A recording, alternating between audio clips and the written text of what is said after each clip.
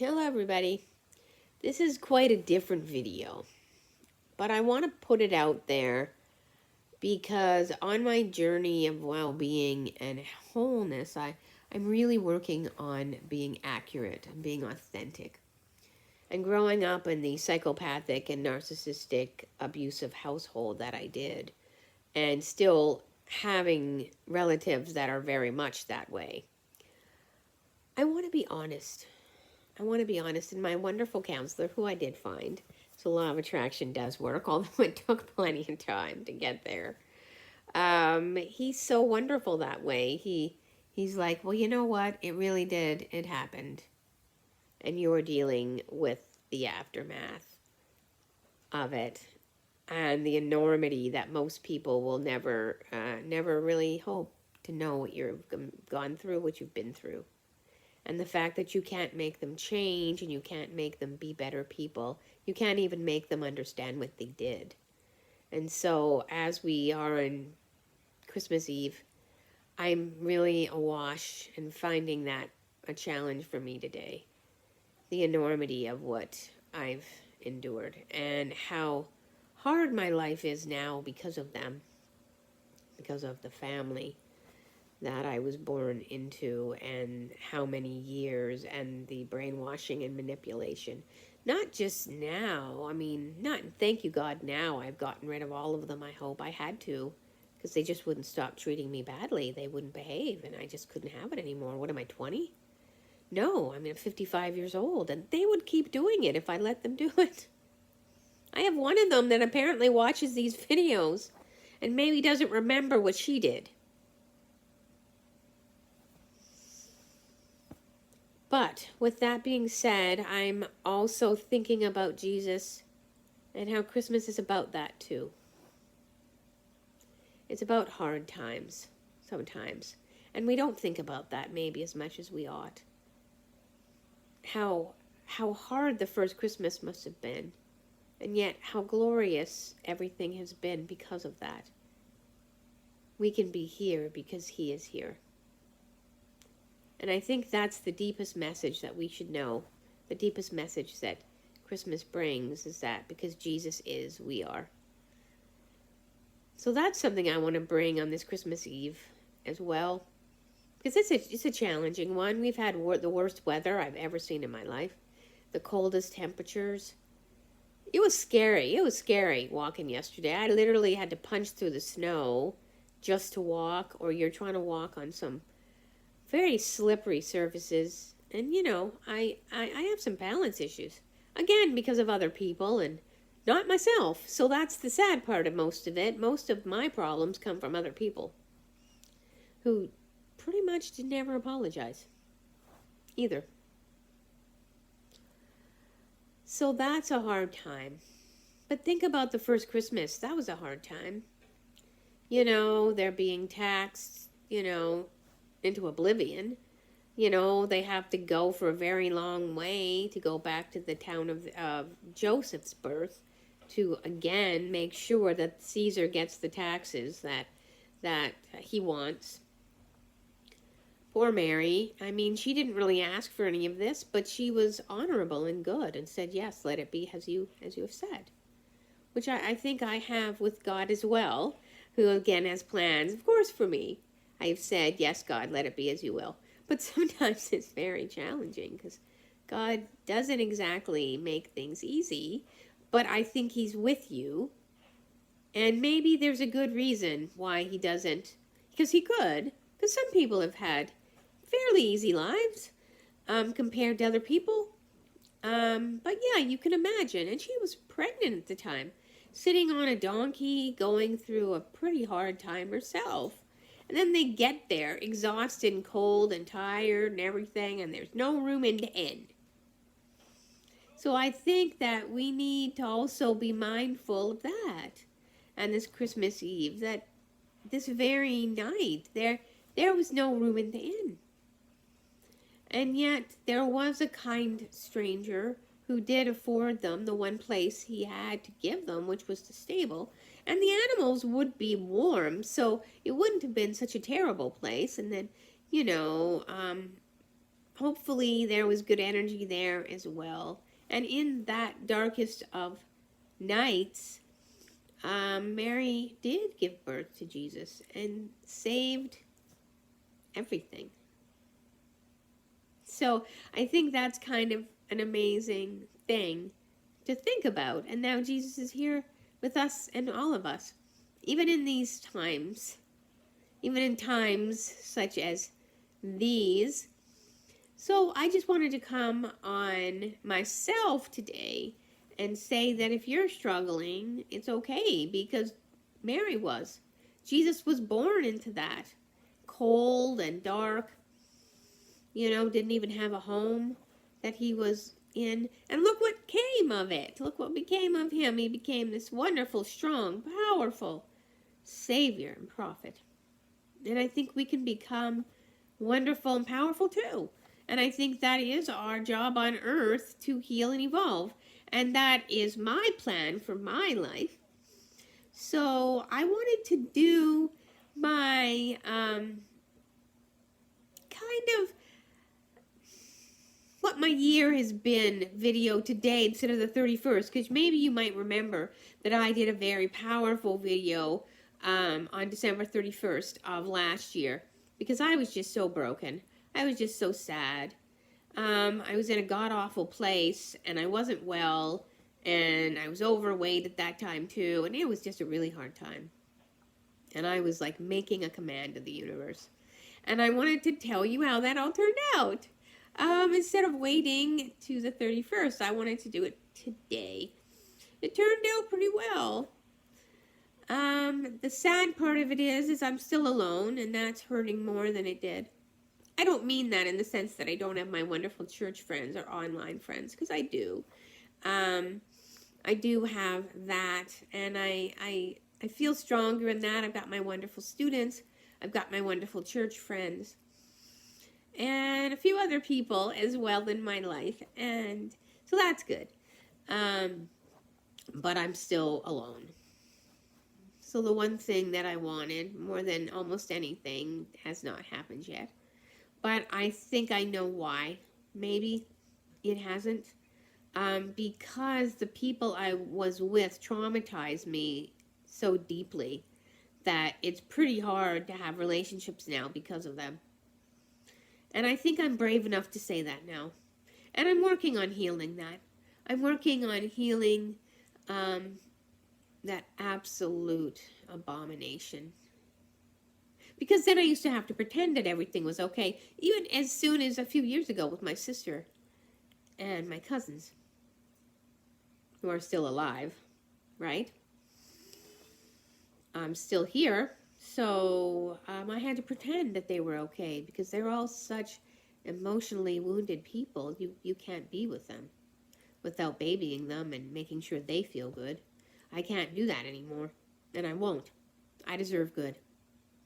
So I think that might be part of the reason.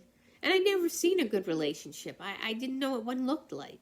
So I'm being honest about that anyway, and putting it out there that I understand the enormity. But I also understand who God is and who I am. And I know I can have everything because I'm getting everything. And I know that that's true. Because the wonderful things did happen. And I want to talk about that. I did get a new apartment, and it is wonderful. It's a blessed, amazing place. It's extraordinary. I'm in it right now. And yeah, there's been challenges because I'm still releasing. And I have awful noise issues that, again, none of them were my fault. But I'm healing those, the PTSD. I'm healing that too. So it's a pretty good apartment, and I'm pretty happy with it. Much more money than my other one was, but I'm feeling good about it. So that's something I did get. I did get a wonderful counselor. Just came in this weird, effortless, kind of extraordinary way, which is law of attraction, because when you're ready to get something, you just get it. Nothing and nobody keeps it from you, because they can't anyway. You're God, and so you can have everything and be everything and enjoy everything. At least that's what my church believes, and I believe it too. So I have a wonderful counselor who really does get me. Gifted himself. And grew up in a very challenging environment, so the dude gets me. He gets what it's like to be like, have a 180 IQ and live with animals who do nothing but hurt you, because that's what happened to him. You know, low life, you know, snake belly. I had a wonderful thing that my, somebody said to me, and I'm going to say it now, because you know I don't swear, but I'm going to swear today. Cunt bags. That's who they were. And I'm healing from that now, and I'm getting over it, and I know I deserve more than that. So I got that too, and he's very good to me. He always gives me help, which I appreciate.